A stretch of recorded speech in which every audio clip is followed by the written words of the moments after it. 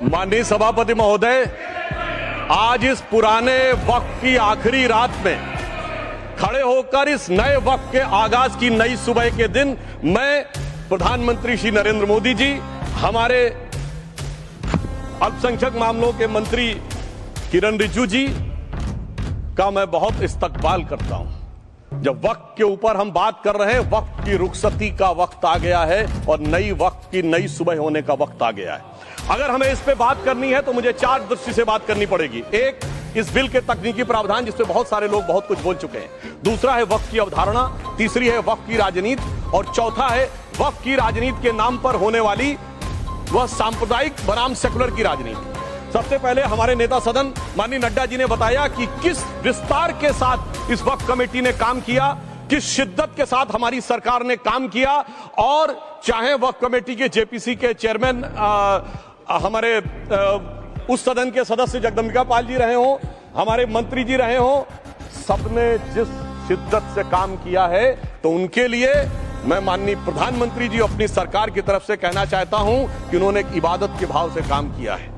तो मैं कहना चाहता हूं, इबादतों की तरह मैं ये काम करता हूं, अपने फर्ज को झुककर सलाम करता हूं। फिर भी आप खिलाफत कर रहे हैं तो तेरी मुखालफत से निखरती है शख्सियत मेरी। मैं सियासी दुश्मनों का भी बहुत एहतराम करता हूं। तो इस एहतराम के साथ मैं अब आगे का बयान शुरू करता हूं और मैं ये बताना चाहता हूं कि एक बड़ी सिंपल सी बात है जो अभी माननीय नड्डा जी ने भी कहा। दुनिया के तमाम मुस्लिम देश बता दिए, इस्लाम की धर्म स्थली सऊदी अरब, सबसे बड़ा मुस्लिम देश इंडोनेशिया, जहां खलीफत रही वहां टर्की, और यहाँ आईएसआईएस का इलाका, वहां इराक और सीरिया, वहां कहीं भी कुछ भी नहीं है ऐसा। फिर भी हमारे यहाँ क्यों है, कैसा? तो मैं कहना चाहूंगा सभापति महोदय, एक हिंदी में कहावत होती है, नया मुल्ला प्याज ज्यादा खाता है, परंतु यहाँ तो जो गैर मुल्ला प्याज बहुत खा रहा था और इतना खा रहा था कि आंसू निकल रहे थे गरीब मुसलमान के भी और देश के भी। इसलिए मैं कहना चाहता हूं सभापति महोदय, अगर छोड़ दीजिए भारत की बात करिए, तो क्या ऐसी कोई शक्ति सिखों के पास है, ईसाइयों के पास है, यहूदियों के पास है, पारसियों के पास है? नहीं है। छोड़ दीजिए, इस्लाम के अंदर आइए। अगर इतना भाईचारा है तो ये सुन्नी वक्फ बोर्ड और शिया वक्फ बोर्ड अलग क्यों है मेरे भाई? जमीन पे एक दूसरे पे एतबार नहीं है, सिर्फ सियासत के लिए साथ में आने की बात है। ये भी जरा सोचने की बात है। और जो अकलियतों में भी अकलियत है, आगा खानी है, बाकी है, जो बोहरा है, उनकी तो कोई गिनती नहीं है। हमारी सरकार ने पहली बार मुस्लिम समाज के अंदर भी ईमानदारी से सबको समान प्रतिनिधित्व देते हुए एक नई सुबह के नए वक्त का आगाज किया है। इसके लिए मैं सरकार को बधाई देना चाहता हूं। और सिर्फ ऐसा ही नहीं है, मुस्लिम समाज के अनेक लोग इस प्रकार के नियमों से बहुत प्रभावित हुए और बहुत प्रताड़ित हुए, जिसके अनेक उदाहरण बहुत लोगों ने बताए होंगे। मोहम्मडन एजुकेशन सोसाइटी कोल्हापुर का केस है, ईदगाह मैदान हुबली का केस है, जिसको सुप्रीम कोर्ट ने साफ साफ उसको हुबली धारवाड़ म्युनिसिपल कॉर्पोरेशन को वापस कर दिया।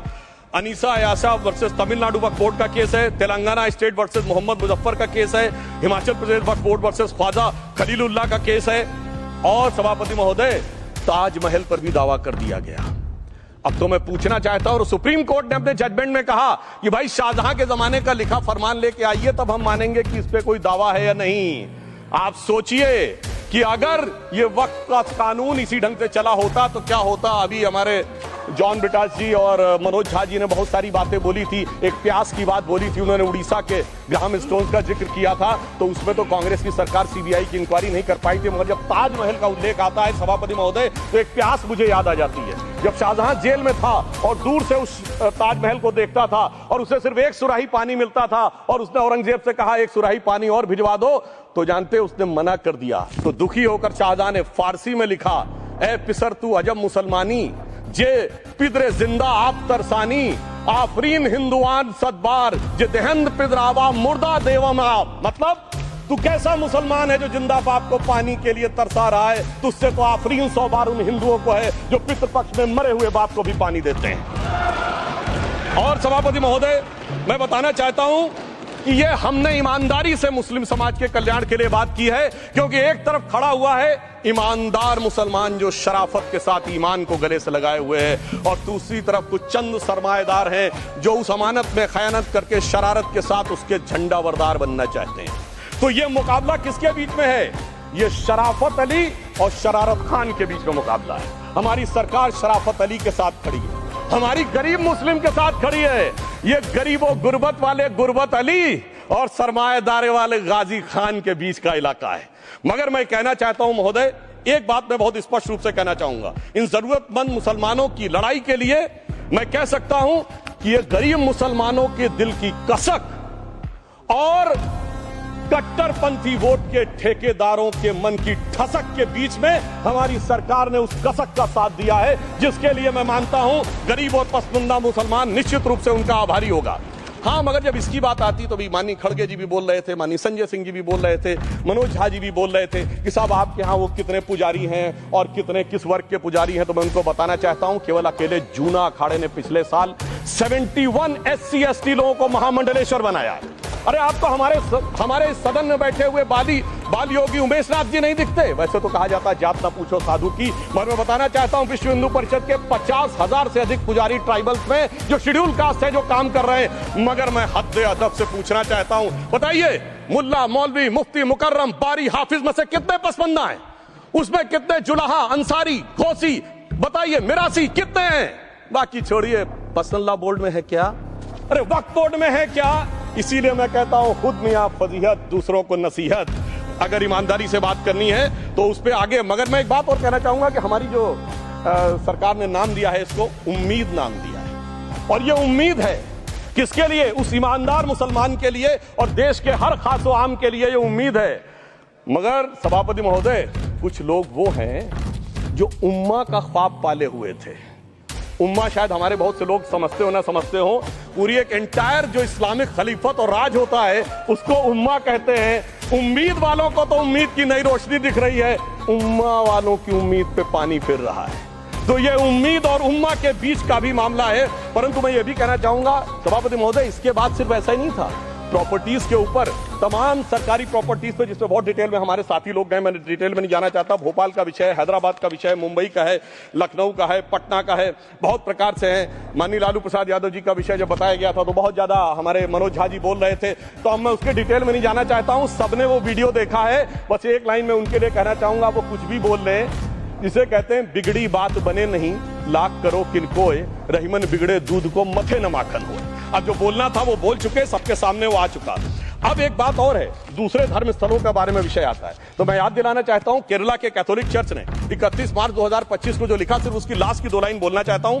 We request the central government to get the amendment bill passed as early as possible so that the tears of thousands of suffering people in the place like Munambam can be wiped out only by a legal amendment that can provide a permanent solution to their suffering.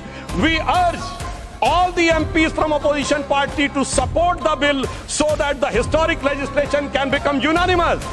मगर सभापति महोदय, ये अल्पसंख्यकों की बात करने वाले जब अल्पसंख्यक की बात आती तराजू पे तौलते हैं, किसका वेट ज्यादा है, किसकी धमक ज्यादा है, किसकी खनक ज्यादा है, फिर तय करते हैं कि माइनॉरिटी के साथ आना है, किस माइनॉरिटी के साथ नहीं आना है। और मैं एक और बात कहना चाहता हूं, तमिलनाडु के तिरुदेरी मंदिर की बात आई, यमुनानगर में गुरुद्वारे की बात आई, केरल में क्रिश्चियन कम्युनिटी की जमीन की बात आई। बहुत सारे लोग प्लेसेस ऑफ वर्शिप के एक्ट की बात करते हैं, तो as per places of worship act Tamil Nadu का मंदिर का तो स्टेटस नहीं चेंज हो सकता भाई। 15 अगस्त 47 के बाद किसी प्लेस ऑफ वर्शिप का स्टेटस नहीं चेंज हो सकता, तो वक्फ बोर्ड को क्लेम फॉरफिट कर देना चाहिए, because it is in contrast to the places of worship act. परंतु अब सुनिए, यही गुरुद्वारे के बारे में भी होना चाहिए। मगर सभापति महोदय, चाहे वक्फ बोर्ड का एक्ट हो, चाहे प्लेसेस ऑफ वर्शिप एक्ट हो, एक ही को फायदा होना है, जिसे कहावत पे कहते हैं, खरबूजा छुरी पर गिरे या छुरी खरबूजे पे गिरे, आखिर में कटना भगवे रंग के खरबूजे को ही होता है। अब मैं यह भी बताना चाहता हूं कि इन संपत्तियों के द्वारा जो कुछ हुआ, उन्होंने इतनी चीजों को लिया है, इतनी चीजों को लिया है।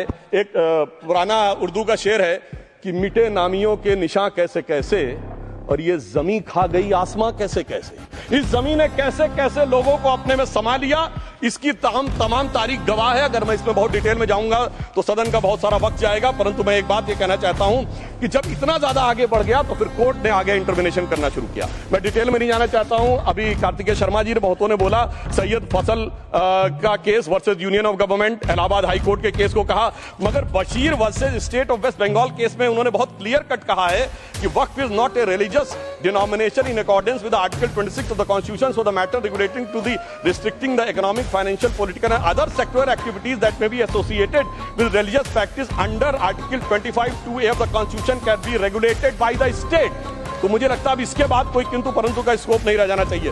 परंतु उसके बाद ही सभापति महोदय जो कानून को न माने, जो कहे संविधान को नहीं मानेंगे और जो ये कहे कि साहब अदालत के आदेश को भी नहीं मानेंगे, तो फिर इसका मतलब उसके मन में तो एक ऐसी बादशाही आ गई है। इसके लिए मुझे सभापति महोदय वो पुरानी वाली फिल्म अगर लोगों को याद हो तो मुगले आजम का वो सीन याद आता है कि जब अकबर ने अनारकली को कैद कर लिया तो सलीम कहता है जब्त मैं करूं जिसकी की जमीन वीरान हो गई है, जब्त वो न करे जिनके सिर्फ शौ के बाद चाहत को ठेस पहुंची है। ये जिल्ले इलाही की बादशाही नहीं बल्कि खुदाई है। मैं कहना चाहता हूं जो संविधान को न माने, कानून का न माने, इसका मतलब वो अपनी खुदाई में जी रहा है। तो ये वो लोग हैं। और वैसे मैं सभापति महोदय खुदाई से आजकल बहुत से लोगों को डर लगता है, क्योंकि जहां जहां खुदा है वहां वहां भगवान है, जहां जहां खुदा है वहां वहां भगवान है। बाकी आप सब बहुत बुद्धिमान हैं। अब मैं ये भी बात कहना चाहता हूं, और वैसे आखिर में उस अनारकली को कैद से छुड़ाने के लिए सलीम का एक हिंदू साथी दुर्जन सिंह ही आया था। मैं कह सकता हूं कि वक्फ की इस मुकद्दस जमीन को अगर कैद करके रखा है तो उन चंद लोगों ने जिनके दिमाग आज भी उन चीजों में भरे हुए हैं कि कोई समझता हम तो किसी जमाने में हुक्मरान वक्त थे, कोई कहता हुजूर नवाब थे, कोई कहता बादशाह आलमगीर थे, कोई कहता है बादशाह गाजी जिंदा पीर थे। तो नदीमुल हक साहब ने जो बोला था ना, किसी के बाप का हिंदुस्तान थोड़ी है, बिल्कुल मैं कहना चाहता हूं जिन्होंने इस देश के लिए खून बहाया उनके बाप का हिंदुस्तान है, उस गरीब मुस्लिम कारीगर के बाप का हिंदुस्तान है। पर जो ये कहते हैं कि आगरे का लाल किला किसके बाप ने बनवाया, आगरे का किला किसके बाप ने बनवाया, दिल्ली का किला किसके बाप ने बनवाया, हैदराबाद का चार मीनार किसके बाप ने बनवाया, उसके बाप का यह हिंदुस्तान नहीं है। और उसके बाद भी जो आप करना चाहते हैं, अगर इस रास्ते में आप कांटे बिछाना चाहते हैं तो उनके लिए एक लाइन कहना चाहता हूं सभापति महोदय, तेरी तमन्ना है पर हम खार न बोने देंगे, खार कांटों को कहते हैं, तेरी तमन्ना है पर हम खार न बोने देंगे, तुझे हम राह की दीवार न होने देंगे, तू सबको रौंद कर आगे जो निकलना चाहे हम तेरी इतनी भी रफ्तार न होने देंगे। और इसीलिए हमारी सरकार ने इस विषय के ऊपर एक सही और सटीक प्रयोग करने का प्रयास किया है। मैं दूसरी बात यह भी बताना चाहता हूं, हमारे डीएमके के तिरुचि शिवाजी ने अनायास अकारण ये बात बोली थी कि उस समय जब जिन्ना का उल्लेख करते हुए उन्होंने कहा कि पार्टीशन के समय, तो मैं उनके सुलभ संज्ञान के लिए बता देता हूं 1946 की कॉन्स्टिट्यूएंट असेंबली में मद्रास प्रेसिडेंसी में 30 आउट ऑफ 30 सीट जो थी वो मुस्लिम लीग ने जीती थी विद 95% ऑफ वोट्स, और एक भी मुस्लिम वहां के बाद बाहर नहीं गया। इसलिए मैं ईमानदारी से कहना चाहता हूं फैक्ट को समझिए। और जो मद्रास प्रेसिडेंसी के मुस्लिम लीग के अध्यक्ष थे और पीजे पोकर साहब बहादुर और मोहम्मद इस्माइल, वही बाद में इंडियन यूनियन मुस्लिम लीग के अध्यक्ष बने, और उन्होंने 28 अगस्त 1947 को सेपरेट इलेक्टोरेट मांगे, जो कोई जाके कॉन्स्टिट्यूएंट असेंबली की डिबेट में पार्लियामेंट किया। आप वेबसाइट पे पेज नंबर 270 पे जाके पढ़ लीजिएगा। सरदार पटेल ने बड़े गुस्से में इस बात को कहा, अब जो हो गया सो हो गया, एक रात में दिल नहीं बदल गया, मगर अब देश के लिए कैसे आगे बढ़ना है उसके लिए ईमानदारी से आगे आओ। और खैर मैं अंबेडकर जी और पटेल जी के बहुत सारे वो कोट कर सकता हूं, सारी बातों को छोड़िए, मगर अफसोस की बात यह है सर कि अभी मनोज झा जी ने बोला था हम में से कोई शक है, कोई हूण है और ये करिए। अरे भैया जमाने चले गए, अब जेनेटिक सीक्वेंसिंग का जमाना आ गया है। और जेनेटिक सीक्वेंसिंग ने क्या प्रूव किया है, दुनिया के सबसे बड़े मुस्लिम देश इंडोनेशिया के राष्ट्रपति आए थे और राष्ट्रपति भवन में उन्होंने डिनर के दौरान कहा कि few weeks back I got my genetic sequencing done and I was told that I am an Indian जीनियन। अरे साहब कहां गुलामी की मानसिकता में पड़े हुए हैं सभापति महोदय। और यहां गुलामी की मानसिकता इस कदर पैबस्त है लोगों के दिमागों में। किसी सदन के एक सदस्य यहां विराजमान है, वो उस समय महाराणा सांगा का उल्लेख कर दिए। मैं ईमानदारी से कहता हूं एक भी इंडियन सोर्स में इसका उल्लेख नहीं है, सारे के सारे फॉरेनर्स और लुटेरों के सोर्स में उल्लेख है। इसीलिए मैं कहता हूं ये गुलामी के जिन्होंने गुलाम बनाया उनके सोर्सेस पे यकीन न करिए। और वैसे थोड़ा सा आउट ऑफ कॉन्टेक्स्ट हो तो ये भी बोल दूं, हमारे सदन के बहुत सदस्यों को नहीं पता होगा, अलेक्जेंडर के आक्रमण का किसी भारतीय सोर्स में कोई उल्लेख नहीं है, पोरस नाम के किसी राजा का उल्लेख नहीं है, सिर्फ और सिर्फ ग्रीक में है। इसलिए गुलामी की मानसिकता से बाहर निकलिए, तब इन चीजों को आप सही ढंग से समझने में सफल होंगे। मेरा अब यह भी अनुरोध अपने सदस्यों के साथ है। वक्त की अवधारणा के बारे में बहुत कुछ बोला जा चुका है कि ओरिजिनली कहां से आया, पर मैं इतना कहना चाहूंगा, सबसे पहले वक्त का उल्लेख आता है जब ससनीड एम्पायर को खलीफा उमर ने कैप्चर किया तो आज का जो सदर्न इराक है उसके इलाके को उन्होंने वक्फ डिक्लेयर किया और वो स्टेट के द्वारा कंट्रोल होता था। स्टेट के बारे में माननीय नड्डा जी ने अभी बताया कि बड़े बड़े देशों में किस ढंग से होता था। सर सैयद अहमद खान ने भी वक्फ को मूल इस्लाम का हिस्सा न मानते हुए इसके लिए मुजार शब्द कहा है जो शरिया के अंतर्गत आता है, और इसी के लिए उन्होंने फतवा आलमगीरी को भी कोट किया था। और इसीलिए 1894 की जो प्रिवी काउंसिल का जजमेंट जो आया था वो वक्फ अल औलाद के खिलाफ आया था। मगर सभापति महोदय 1906 में कलकत्ता कांग्रेस अधिवेशन में कांग्रेस ने प्रस्ताव पारित किया कि प्रिवी काउंसिल के जजमेंट में कुछ गलती है, इसे बदलना चाहिए, क्योंकि 1904 में जिन्ना कांग्रेस को ज्वाइन कर चुके थे। इसलिए मैं कहना चाहता हूं फिर 1913 में वो जजमेंट बदला कि हमारे सदन के बहुत से सदस्यों ने इस सदन और दूसरे सदन में बोला है। मैं एक सेंटेंस बोलता हूं, लगेगा जैसे वही लोग बोल रहे हैं। वर्ड ये है, कोट है, since the bill was introduced to administer the Muslim law for मुसलमान so the question of public policy does not arise. लगता है जैसे हमारे कोई सदस्यों बोल रहा हूं। सर ये मोहम्मद अली जिन्ना ने अप्रैल 1913 में he is use this word while moving the report of the select committee to the imperial legislative council. Sir 1913 से 2013 तक भाषा ही नहीं बदली और आज भी भाषा नहीं बदल रही है। हमें ईमानदारी से, और उस समय यूपी और बंगाल ने उसका विरोध किया था। आज यूपी और बंगाल के लोग किस तरीके से साथ में है वो पूरी तरीके से दिखाई पड़ता है। इसलिए हम ये कहना चाहते हैं, हाँ एक प्रश्न बहुत उठाया जाता है कि केवल मुस्लिम ही वक्फ को क्यों दान दे सकता, ऐसा वक्फ बोर्ड में क्यों संशोधन किया गया। मैं ईमानदारी से कहना चाहता हूं, ऐसा नहीं कि मैं इस्लामिक मामलों का बहुत बड़ा आलिम फाजिल जानकार हूं, मगर इस्लाम में बहुत साफ मान्यता है कि जो गैर मुस्लिम है उसकी इबादत अल्लाह कबूल नहीं कर सकते, उसकी दुआ कबूल नहीं होगी तो दान कैसे कबूल होगा। साहब हम इस्लामिक भावना का सम्मान कर रहे हैं। हमारे अल्पसंख्यक मंत्री गए थे तो वो मदीना में एक डेफिनेट लेवल तक जा सकते हैं, उसके आगे नहीं जा सकते। अगर इबादत की इजाजत नहीं है तो साथ जायदाद की इजाजत कैसे हो सकती है। मुस्लिम भावना का सम्मान है, और अगर है तो कोई मुल्ला मौलवी मुफ्ती मुकर्रम बारी आज आके बता दे कि कबूल हो सकती है दुआ, तो हम दान भी कबूल करने के लिए तैयार हैं। और तो और छोड़िए साहब, जब आप कहते हैं कि हर चीज हलाल होनी चाहिए, तो साहब हलाल करने की प्रक्रिया नहीं, हलाल करने वाला भी मुस्लिम होना चाहिए, तब वो हलाल होता था। तो मैं पूछना चाहता हूं साहब, काटने के लिए तो हलाल होने के लिए मुस्लिम जरूरी है और बांटने के लिए बगैर मुस्लिम के भी हलाल होगा, ऐसा तो नहीं हो सकता। तो जो हमारी सरकार ने किया है वो मुस्लिम भावना के सम्मान के लिए किया है। और जहां तक मैं कहना चाहूंगा, हिंदू समाज के बारे में बात करते हैं, हमारे यहां कोई प्रॉब्लम नहीं है। हमारे यहां कोई ऐसा नहीं कि हज पे कोई गैर मुस्लिम नहीं जा सकता। हमारे देखिए कुंभ में 50 लाख विदेशी आए थे और किसी से नहीं कहा या कन्वर्ट हो जाओ। इसलिए मैं कहना चाहता हूं, हिंदुइज्म की धारणा और बाकी धारणा का जो तुलना करने का प्रयास करते हैं वो बहुत उचित नहीं है। मगर सभापति महोदय, इस वक्त ने कई अद्भुत नजारे दिखाए। इस्लाम में जो काफिर से ज्यादा मुशरिक और शिर्क को बुरा माना गया, नहीं जो भगवान को माने ही नहीं। यहां देखिए वो लेफ्ट के लोग जो कहते हैं धर्म एक अफीम है, वो आज खुदाई खिदमतगार बन के खड़े हो गए। सोचिए कैसा बदलाव आया है। और सर मुझे एक और चीज नजर आती है, एक पुराना गीत था, वक्त ने किया क्या हसी सितम। तो आज मैं कहना चाहूंगा, वक्त ने किया क्या हसी सितम कि मुस्लिम लीग और शिवसेना मिलके हो गए हम। और मैं कहना चाहता हूं, ये मुस्लिम लीग वो है जिसने सेपरेट इलेक्टोरेट की मांग की थी, और इस शिवसेना के उबाटा के हमारे इस सदन के एक सदस्य हैं। और सर हमारे साथ मुरली जी बैठे हैं, मुरली देवड़ा जी ने मुझे याद दिलाया, उन्होंने मिलिंद देवड़ा जी ने याद दिलाया, उन्होंने कहा एक जमाने में उन्होंने कहा था मुस्लिमों की नागरिकता छीन लेनी चाहिए। इसीलिए मैं कह रहा हूं, वक्त ने किया क्या हसी सितम, ये दोनों मिलके हो गए हम। और सर मैं इसके बाद एक टेक्निकल बात करना चाहता हूं। जब इन्होंने टाइम ड्यूरेशन हटा दिया था और बैक पे पीछे जा सकते हैं, तो मैं पूछना चाहता हूं सर कि जब ब्रिटिश हुकूमत आई तो उसने तो मुगलों सारी हुकूमत ले ली थी, तो उनका मालिकाना हक कैसे हुआ। सर 1707 के बाद तो इस्लामी हुकूमत दिल्ली से खत्म हो गई थी।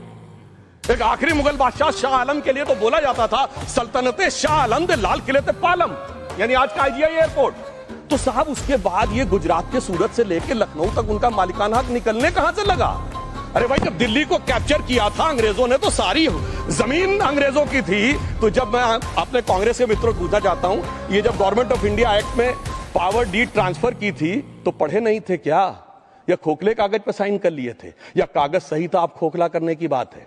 मैं पूछना चाहता हूं, जब 250 साल तक वो हुकूमत ही नहीं रही तो उस हुकूमत के फरमान की लेजिटिमेसी कैसे हो सकती है। यह मैं कानून विदों के लिए भी एक फूड फॉर थॉट रखने की बात करता हूं। और दूसरी बात मैं कहना चाहता हूं, ये किन हुकूमतों की बात कर रहे हैं सभापति महोदय? अगर सूरत नगर निगम पे दावा है मुगल के जमाने का और तमिलनाडु के मंदिर पर अरकाट के नवाब का, सभापति महोदय ये वो हुकूमतें थी जो जजिया लगाती थी, ये वो हुकूमतें थी जो जिम्मी का कॉन्सेप्ट रखती थी, ये वो हुकूमतें थी जो गाजी की बात करती थी। क्या भारत के संविधान में उन हुकूमतों के फरमान को सही मान्यता देना सही है? बिल्कुल गलत है। मैं कहता हूं बाबा साहब अंबेडकर के संविधान में यदि आप ऐसी हुकूमतों के फरमान को रखने की कोशिश करते हैं तो this is fraud on constitution, और हमारी सरकार ने अगर बैकडेट से वो बंद किया है तो उस फ्रॉड को रोकने की पूरी व्यवस्था की है। और यहां पर मैं ये भी कहना चाहता हूं सभापति महोदय, जमींदारी उन्मूलन 1948 में हो गया, मगर ये बाद में जमींदार कैसे क्रिएट हो गए? हमने बचपन में विनोबा भावे, हम लोगों के जन्म से बहुत पहले की बात है, विनोबा भावे जी के भूदान आंदोलन की बात सुनी थी, जिसमें जमींदारों से पैसा लेके जमीन लेके गरीबों को दी जाती थी। पर सभापति महोदय, कभी आपने सुना कि गरीबों की जमीन जमींदारों को मिल जाए? वो 2013 के बोर्ड ने वो व्यवस्था कर रखी थी, यानी वो भूदान आंदोलन था गांधी जी के शिष्य विनोबा जी का, तो आज के गांधियों के नेतृत्व में भू हड़प आंदोलन शुरू हो गया। अगर वो भूदान आंदोलन था तो ये भू हड़प आंदोलन था। इसलिए मैं एक और बात भी कहना चाहूंगा सभापति महोदय कि जिन हुकूमतों के फरमान की बात की जाती है, एक और फैक्ट है, इसको कोई अन्यथा न ले, जितने मुस्लिम बादशाह अलाउद्दीन खिलजी के बाद उन्होंने बगदाद की खलीफा का खुतबा पढ़ा है, that is a foreign rule, it's on record. कैसे उसको भारत सरकार मान्यता दे सकती है? इसलिए मैं कहना चाहता हूं जरा सा गौर से देखेंगे तो हकीकत आपके सामने आ जाएगी। और क्या कभी किसी ने कल्पना की, किसी क्रिश्चियन ने तो नहीं कहा कि इंडिया गेट हमारा है, गेटवे ऑफ इंडिया हमारा है, और चर्च नहीं सही फिर भी चर्च गेट हमारा है? तो फिर यह केवल किसी एक के दिमाग में क्यों आती है? हमने जो इवैक्यू एक्ट के तहत दे दिया था पाकिस्तान के गए लोगों को, क्या हमारे जो सिख और हिंदू भाई आए थे उनकी जमीनें मिली? अरे महाराजा रणजीत सिंह की राजधानी लाहौर थी और काबुल तक था राज, तो क्या उन्होंने जमीनें नहीं दान दी होगी गुरुद्वारे और मंदिरों को? वो मिली? अरे वो तो छोड़िए, ननकाना साहब और करतारपुर साहब तक नहीं मिला था। इससे दिखाई पड़ता है कि कितनी एक तरफा हम लोगों ने कोई निगोशिएट ही नहीं किया और उसे करने की बात कही थी। इसलिए मैं कह सकता हूं सर, अब हमारी सरकार ने जो संशोधन किए हैं, अब यह मजहबी हुकूमत के फरमान से नहीं, बाबा साहब अंबेडकर के संविधान से चलने वाला है। अब मैं अंत में उस विषय के ऊपर आता हूं जिसे सांप्रदायिक राजनीति बनाम सेकुलर राजनीति इसके ऊपर कहा जाता है। सभापति महोदय, मैं बताना चाहता हूं कि जब आजादी मिली उसके बाद क्या किसी ने डिमांड किया था कि हमें वक्फ बोर्ड चाहिए? नहीं किया था। फिर क्यों 54 में दिया गया? किसी मुस्लिम ने डिमांड किया क्या कि मदरसे चाहिए? फिर क्यों दिया गया? मुस्लिम समाज तो राष्ट्र की मुख्य धारा में आने को तैयार था, इसीलिए यूसुफ खान, दिलीप कुमार के नाम से आने में उन्हें कोई प्रॉब्लम नहीं थी, महजबीन बानो को मीना कुमारी के रूप में आने में प्रॉब्लम नहीं थी, मुमताज बेगम को मधुबाला बन के आने में प्रॉब्लम नहीं थी, हामिद अली को अजीत के रूप में आने प्रॉब्लम नहीं थी। मगर और मैं यह भी बताना चाहता हूं, मुस्लिम समाज में बहुत बड़ा तबका उस समय इस बात को सोच रहा था, और अभी कपिल सिब्बल साहब बोले ये उस चीज के वकील नहीं, इन्हें पता होना चाहिए, पता होगा कि सुन्नी सेंट्रल वक्फ बोर्ड राम मंदिर में 1961 में मुद्दई बना है, 12 साल के बाद, जो कि के मोहम्मद ने लिखा है कि एक बहुत बड़ा तबका था जो ये मानता था कि हमें इस चक्कर में नहीं पड़ना चाहिए। मगर अफसोस कि वही लेफ्टिस्टों, सेकुलरिस्टों ने उनको समझाकर इस मुकाम तक लाकर खड़ा कर लिया। अब यहां मैं एक और बात कहना चाहूं, खैर छोड़िए उन सरकारों ने बाद में क्या दिया, मगर उसके बाद सुनिए, इंदिरा जी के जमाने में मुस्लिम पर्सनल लॉ बोर्ड आया, तो राजीव जी के जमाने में शाहबानो केस आया, तो नरसिम्हा राव के जमाने में 95 का एक्ट आया, तो मनमोहन सिंह जी के जमाने में 2013 का एक्ट आया, मगर इलाज नहीं निकला। तो इसे एक शेर में कहूंगा कि मरीजे सेकुलर इश्क पर लानत खुदा की, मर्ज बढ़ता गया जो दवा की। अब मैं सभापति महोदय एक और बात कहना चाहता हूं, शुरू के 20-25 साल में मुस्लिम समाज के बारे में मैं कहना चाहता हूं। आज जब आजादी मिली तो मुस्लिम समाज के प्रतीक कौन थे? उस्ताद बिस्मिल्लाह खां, उस्ताद फरीदुद्दीन डागर, उस्ताद बड़े गुलाम अली, उस्ताद जाकिर हुसैन, जिनकी अभी कुछ दिन पहले डेथ हुई, बड़े बड़े नगमा निवार, हसरत जयपुरी, मजरूर सुल्तानपुरी, साहिर लुधियानवी, कैफी आजमी, जोश मलियाबादी, जिगर मुरादाबादी। अब सर क्या हो गया? तब मुस्लिम समाज इन अदब के शाहकारों के साथ जोड़ा जाता था, आज मुस्लिम समाज का नेतृत्व किन लोगों के साथ जोड़ता है? इशरत जहां, याकूब मेनन, मुख्तार अंसारी, अतीक अहमद, दाऊद इब्राहिम, कौन जोड़ रहा है ये? तब से सर, जब से ये सेकुलर हो गया देश 1976 से और सेकुलर सियासत शुरू हुई, उसने ले जाकर इनको इस मुकाम तक पहुंचाया। और इस वक्फ बोर्ड के बिल में भी जो बात कही जा रही है सर, मुस्लिम समाज को यह समझाया गया कि तुम्हें बीजेपी वालों को तुमसे बड़ी अदावत है, और कहा गया इनको बड़ी मोहब्बत है। जब यह देश आजाद हुआ, मैं उत्तर प्रदेश का रहने वाला हूं, उत्तर प्रदेश में 1931 की सेंसस में 8% रेट ऑफ डेथ थी और सैयद मुसलमानों में 24% थी। यूपी की ब्यूरोक्रेसी में 20% थे। आज कहां चले गए सब? मैं एक लाइन में कहना चाहूंगा, ये अदावत और मोहब्बत की सियासत में ऐसे फंसे कि किसी को किसी की मोहब्बत ने मारा, किसी को किसी की अदावत ने मारा, मगर इस शराफत अली को सेकुलर सियासत ने मारा। और मैं सभापति महोदय एक और बात कहना चाहता हूं कि चलिए बोलिए। Fauzia Khan, please one second, mike is there. Yes, ये बोल रहे हैं मुस्लिम समाज आज का इशरत जहां और फलाना टेररिस्ट के साथ नाम जोड़ रहे हैं। ये बिल्कुल आरोप है सर, इसको एक्सपंज करना चाहिए। ये समाज के साथ अन्याय है, ये बात आपको एक्सपंज करना होगा सर, ये बात को। एक honourable member, if you would carefully go through what Sudhanshu has said, I am sure you will appreciate his spirit. Just think for a moment. He has not cast any aspersions. Sudhanshu, go ahead. Time में जवाब दूंगा और उसके बाद ये हमारा सदन माने ना माने, जो देख रहे होंगे उनके लिए कहना चाहता हूं sir, doctor APJ Abdul Kalam. One second. काहे परेशान? Vaiko ji, honourable member, Vaiko ji, oh my god, Vaiko ji,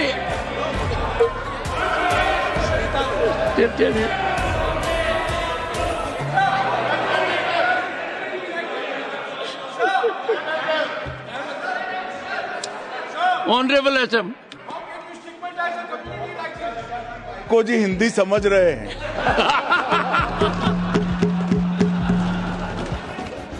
One second.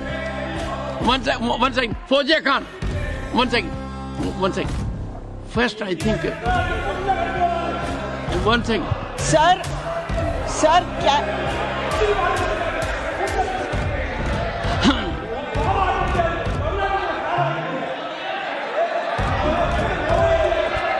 sir, community cannot be stigmatized. Yes. An entire community cannot I'll be come to you. branded like this. Fauziya Khan ji, I'll come to you. I'll give you the opportunity.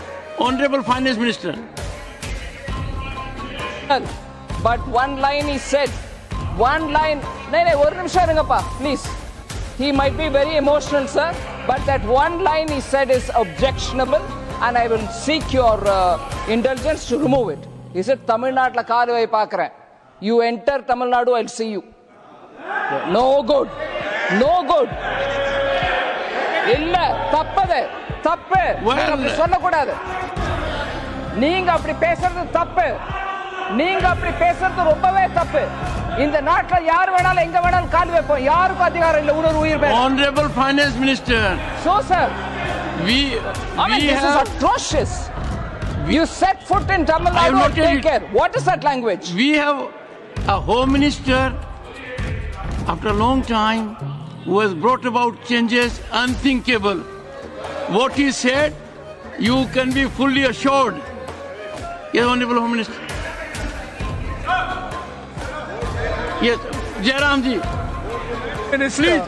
if the Yes, Honorable Finance Minister Honorable Member. has found a statement objectionable, Jairam ji, the statement of the Honorable Member stigmatizing a whole community is objectionable. Oh. And what is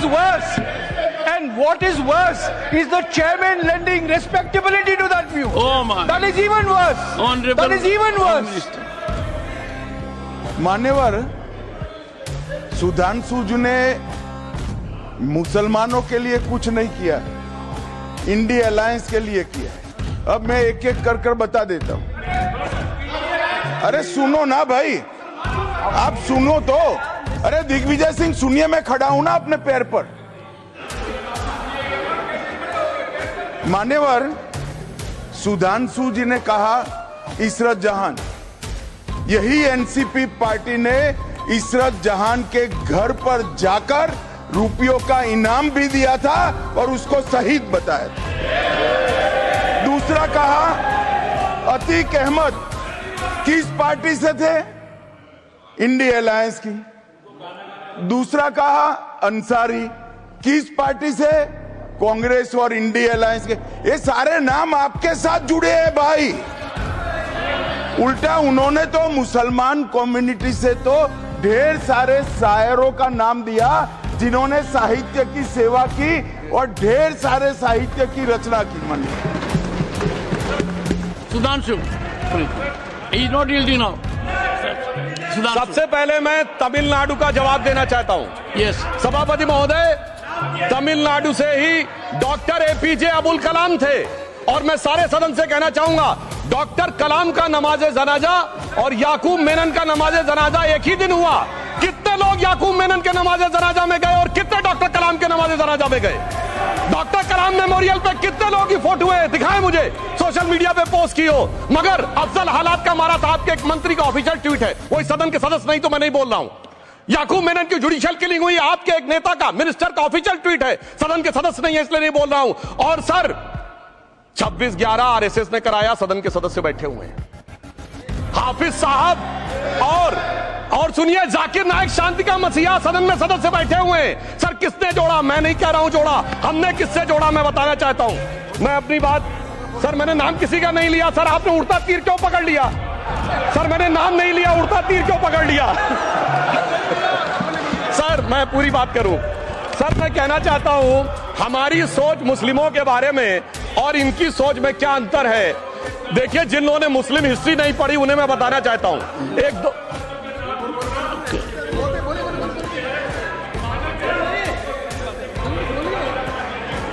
सभापति महोदय, मैं थोड़ा उन लोगों को Islamic history के बारे में बताना चाहता हूं।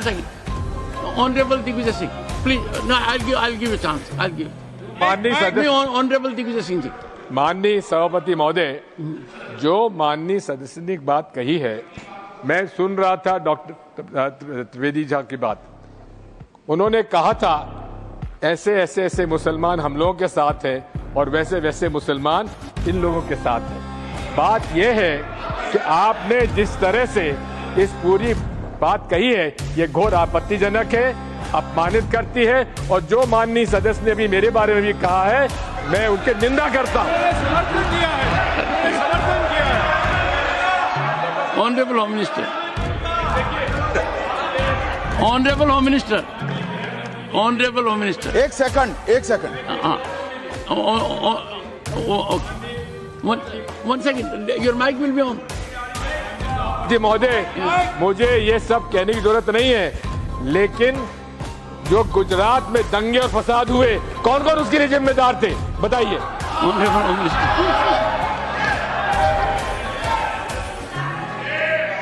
मान्यवर, मैं ध्यान से बारीकी से पूरे संवाद को सुन रहा हूं। माननीय सदस्य सुधांशु जी ने दिग्विजय सिंह का नाम नहीं दिया। अब वो खड़े होकर कहे मेरे बारे में कहा, इससे साबित हो गया। और अभी भी मौका है। आपने नहीं कहा है कि 26/11 के हमले में आरएसएस का हाथ था, तो अभी खड़े होकर माइक चालू कराकर बुलवा दीजिए। माननीय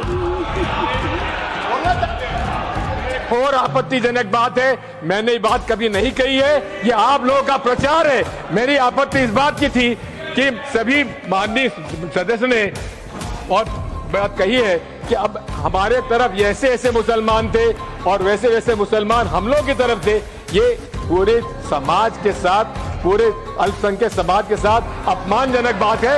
और माननीय सभापति महोदय, आप बताइए, माननीय गृह मंत्री जी, आप वहां पर थे, गृह मंत्री थे जब दंगे हुए थे, तो आप लोगों का क्या रोल था ये जन जाहिर Honorable Home Minister. इनको मेरा हुआ ऐसा है कि मैं ही दिखाई पड़ता हूं।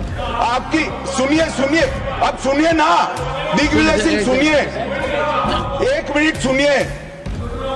दंगे शांत होने के बाद 18 महीने के बाद मैं गृह मंत्री बना। दंगा हुआ तब मैं गृह मंत्री नहीं था। सुधांशु त्रिवेदी। संदर्भ में किसी का नाम नहीं लिया। अजीज बर्नी की किताब थी 2611 एंड आरएसएस कॉन्स्पिरेसी, कोई जाके चेक कर ले उसमें कौन कौन कहां कहां था। अब मैं मुसलमानों के बारे में कहना चाहता हूं, मुस्लिम समाज के लिए। बहुत से लोग ऐसे हैं जिनको मुस्लिम समाज की हिस्ट्री नहीं पता है। मैं बताना चाहता हूं, भारत से जब न्यूमेरिक सिस्टम सबसे पहले गया तो अल जहर थे सबसे पहले, जिन्होंने जाके 1793 में जो सूर्य सिद्धांत था उसका अरबी में ट्रांसलेशन हुआ सिंध हिंद। और हम बता रहे हैं हम किस तरह के मुस्लिम को साथ रखते हैं। डॉक्टर कलाम से बड़ा आलम इस्लाम में साइंसदान नहीं हुआ, और आरिफ मोहम्मद खान साहब जो बिहार के गवर्नर हैं उनसे बड़ा आलिम फाजिल मुसलमान आज सियासी जमात में तो नहीं होगा, ये मैं दावे के साथ कह सकता हूं। मगर मैं बताना चाहता हूं सर, उसके बाद उन्होंने एक किताब लिखी, एक सर 10th सेंचुरी के मुस्लिम राइटर थे जिन्होंने किताब लिखी, उसका नाम था the compendious book of balancing and completion according to Hindu calculation, जिसको शॉर्ट में अल जब्र कहा गया और वहां से अलजबरा निकला। और सर उसके बाद अल ख्वारिज्म आया। और सर आज मेरे ख्याल से सदन के बहुत से लोगों को नहीं पता होगा, ये जो एल्गोरिथम वर्ड है ये अल ख्वारिज्म से आया हुआ है। एक जमाने में इस्लाम में बैतुल हिकमत था, यानी वो सबसे बड़ा हिकमत का केंद्र था। जब एक से एक लोग होते थे, बहुतों को नहीं पता होगा कि कोलंबस ने जिस नक्शे के थ्रू दुनिया ट्रेवल किया था वो बनाने वाला भी एक मुस्लिम था, अल इदरीसी। मगर सर एल्गोरिथम आज ऐसा बदला कि एआई के एज में दलगत भावना से ऊपर उठकर औरंगजेब के साथ खड़े हो गए। सर ये एल्गोरिथम किसने बदल दिया, ये मैं बताना चाहता हूं। इस पे थोड़ा सोचने की जरूरत है। इसलिए मैं कहता हूं मुस्लिम पॉलिटिक्स की सोच क्या थी, हमने किन मुसलमानों का साथ दिया है। मैं बताना चाहता हूं सर, वीर अब्दुल हमीद की शहादत की 50वीं वर्षगांठ 2015 में हुई। प्रधानमंत्री मोदी जी ने उनके पूरे परिवार को और उनकी पत्नी को बुला के सम्मानित किया, और इन लोगों ने उस यासीन मलिक को, जिसके ऊपर 3 एयरफोर्स के ऑफिसर्स को हत्या करने का आरोप था, वो प्रधानमंत्री आवास में। सर साफ दिखाई पड़ता है कौन किसके साथ खड़ा हुआ है, कौन किस तरह के मुसलमान के साथ खड़ा हुआ है। और सर मैं ये भी कहना चाहता हूं सर, ये पिछले सर अपने कल बोलिए सर, पिछले 30-35 सालों से हुआ खड़ा किया जा रहा है। 1990 में जब राम मंदिर आंदोलन हुआ, कहा गया बीजेपी आएगी उत्तर प्रदेश में खा जाएगी। सर बीजेपी आने के बाद उत्तर प्रदेश में जानते क्या हुआ सर, 22 साल से शिया सुन्नी के बीच में जो दंगे चलते थे और मदे साबा का जुलूस नहीं निकलता था, शिया समुदाय का मदे साबा का जुलूस लखनऊ में हमारी सरकार में निकलना शुरू हुआ। और उसके बाद कहा गया केंद्र में भाजपा आएगी तो खा जाएगी। सर अटल जी की सरकार आई, इतनी शानदार स्थिति रही। उसके बाद कहा गया गुजरात में आएगी तो भाजपा खा जाएगी। सर गुजरात का मुसलमान आज सबसे समृद्ध मुसलमान है, सबसे ज्यादा जकात वहां से आता है। उसके बाद कहा गया मोदी जी की सरकार आएगी तो क्या होगा। सर मोदी जी की सरकार आने के बाद हमारे साथियों ने बताया है अल्पसंख्यक समुदाय के 70% लोग हैं जिनको किसी न किसी एक योजना का लाभ जरूर मिला है। और सर फिर कहा गया सीए आएगा तो नागरिकता छिन जाएगी। सर उसके बाद भी आपने सब देखा, और सर हम बचपन में सुनते थे कि राम मंदिर बनने लगेगा तो मिडिल ईस्ट के देश पेट्रोल देना बंद कर देंगे। सर राम मंदिर भी बन रहा है, और भारत मिडिल ईस्ट कॉरिडोर भी बन रहा है, और अबू धाबी में भी मंदिर बन रहा है, और 4 मुस्लिम देशों ने सर्वोच्च नागरिक सम्मान मोदी जी को दिया हुआ है। इसलिए मैं कहना चाहता हूं सर, मर्ज हो तो उसका इलाज किया जा सकता है। जैसे हमारे यहाँ वैद धन्वंतर माने गए हैं, इस्लामी अकीदे में वैद हकीम लुकमान माने गए, तो कहा गया है उनके लिए कि इसमें क्या रखा है, देखे है जो तू आन के पास, बदगुमा वहम की दारू नहीं लुकमान के पास। यानी मर्ज का इलाज है, पर वहम का इलाज तो हकीम लुकमान भी नहीं कर सकते जो आपने पाल कर रखा है। मैं कहना चाहता हूं हम किन मुसलमानों की बात करते हैं। आप गंगा जमुनी तहजीब की बात करते हैं। सर दारा शिकोह औरंगजेब का बड़ा भाई था, उसने उपनिषदों का अध्ययन किया, संस्कृत में अनुवाद कराया और नाम रखा सिर्रा अकबर, यानी वर्ड्स ऑफ गॉड। मैंने किसी को दारा शिकोह की जयंती बनाते हुए नहीं देखा। मैं पूछना चाहता हूं बेगम बीबी ताज, उनके घर पे जाते किसी ने सुना। सर ये बताइए आलम शेख, इतने बड़े कृष्ण भक्त के कवि, किसी ने सुना उनके घर पे जाते हुए। मलिक मोहम्मद जायसी जिन्होंने पद्मावत लिखा, उत्तर प्रदेश के रहने वाले, उनके घर पे कोई गया? ये बताइए ब्रिगेडियर मोहम्मद उस्मान के घर पे कौन गया? आजमगढ़ में, गाजीपुर के रहने वाले थे, आज तक जाने वालों में नहीं दिखे। और मैं सर बताना चाहता हूं एक और बात, सर एक सैयद इब्राहिम रसखान हुए हैं, बहुत बड़े कृष्ण भक्त के कवि। सर जिन्होंने क्या लिखा, उन्होंने कहा मेरा अगला जन्म हो तो भी मैं कृष्ण भक्ति बनना चाहूंगा। मनुष्य बनूं तो ग्वाल बाले के रूप में, और पशु बनूं तो गाय के रूप में। उन्होंने कहा मानुष हो तो वही रसखान, बसों ब्रज गोकुल गांव के ग्वारन। जो पशु हो तो कहा बस मेरो चरो नित नंद की धेनु मजारन। सर उन्होंने कहा गायों के बीच में नंद बाबा की गायों में जन्म लेना चाहूंगा। मगर सर आज एक ऐसे नेता आए हैं इस देश में जिनको गायों से बदबू आने लगी है, तो उनके लिए मुझे मेरे मन में भाव आता है सर कि श्री रामचंद्र कह गए सिया से, ऐसा कलयुग आएगा गोपालक श्री यदुवर कुल में एक ऐसा नेता आएगा जिसे बकरे कटने में खुशबू मिलेगी, गौ माता में बदबू पाएगा। रामचंद्र कह गए सिया से कैसा कलयुग आएगा। अब सर मैं एक और बात भी कहना चाहता हूं, हम किनको मानते हैं सर? नजीर अकबराबादी को सुनिए, कृष्ण भक्त के लिए क्या कहा। सर मैं एक बोलना चाहता हूं, बुल्ले शाह ने क्या कहा? बुल्ले शाह ने कहा, अभी होली गुजरी है, उसने कहा था आज होली खेलूंगी मैं, कर बिस्मिल्लाह। उन्होंने आगे कहा, अलस्तु बिरबिकुम, प्रीतम बोले, सब सखियों ने घूंघट खोले, नाम नबी की रतन चढ़ी, सुनिएगा, नाम नबी की रतन चढ़ी और बूंद पड़ी अल्लाह अल्लाह, आज होली खेलूंगी मैं, कर बिस्मिल्लाह। तो मैं भी कहता हूं अब बिस्मिल्लाह करिए और उसके बाद हमारे इस सहयोग करिए, इस सकारात्मक उसका, वरना अल्हम्दुलिल्लाह जो हम मुसलमानों के लिए और देश के लिए करना चाहते हैं उसमें हमें सफलता जरूर मिलेगी। अंत में मैं सिर्फ ये कहना चाहता हूं सर, तमाम प्रकार की बातें यहां पर हुई, सकारात्मक और नकारात्मक, मगर अफसोस की बात यह है कि 1913 के वक्फ वाल औलाद से लेके 2013 के वक्फ वाल औलाद तक इनकी फितरत नहीं बढ़ती, क्योंकि सर ये तो पार्टियां ही अल औलाद है, तो इनको तो उससे बहुत ज्यादा वो होगी। पर मैं सिर्फ अंत में कहना चाहता हूं सर, अपनी सोच बदलिए। आप जिस कश्ती पे सवार होकर इस दरिया को पार करने की कोशिश कर रहे हैं, पिछले 75 साल में नहीं कर पा रहे हैं, 10-12 साल में बहुत हिचकोले खा रहे हैं, तो कश्ती और रास्ता बदलिए। तो इनके लिए अंत में एक पंक्ति कहते हुए बात समाप्त करना चाहूंगा कि इन्होंने कश्ती भी नहीं बदली, दरिया भी नहीं बदला, पर इन डूबने वालों का जज्बा भी नहीं बदला। पर है शौक सफर ऐसा, एक उम्र हुई हमने, मंजिल भी नहीं पाई, रास्ता भी नहीं बदला। अब अगर नई मंजिल पानी है, नई मंजिल की नई सुबह देखनी है, तो मैं कहना चाहता हूं आइए सबको साथ लेकर चलिए। और एक ऐसा वक्त आया है जब मैं जो हमारे किरण रिजिजू जी ने कहा था कि मैंने शम्मा जलाई हवाओं के खिलाफ, तो मैं प्रधानमंत्री मोदी जी की तरफ से कहता हूं कि हमें इल्जाम